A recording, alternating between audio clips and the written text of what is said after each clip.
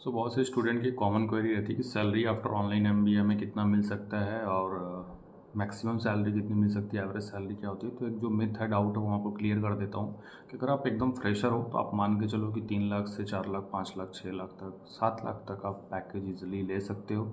आप मीडियोकर हो, आपके पास है 3-4 साल, 5 साल का experience on paper, salary slips वगैरह हैं या फिर बैंक अकाउंट स्टेटमेंट है जिससे कि आप वेरीफाई कर सको, तो ईजिली अब अगर आप सेम डोमेन सेम स्पेशलाइजेशन में स्विच कर रहे हो किसी भी इंटरनेट कंपनी में, अपनी कंपनी में ही हो सकता है, आपको इंटरनल जॉब पोस्टिंग्स आती रहती हैं, तो जॉब ऑफर्स के थ्रू अगर आप वहाँ जा रहे हो तो आपको मान के चलिए कि हाँ 7 लाख से 10 लाख, 12 लाख तक मैक्स पैकेज जा सकता है।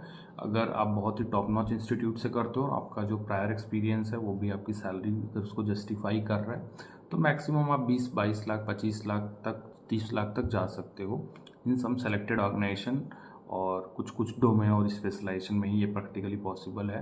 यूनिवर्सिटी वाइज ये चीज़ें डिपेंड नहीं करती है, क्योंकि कोई भी यूनिवर्सिटी हाईएस्ट पैकेज का ऐसा कोई बार है नहीं।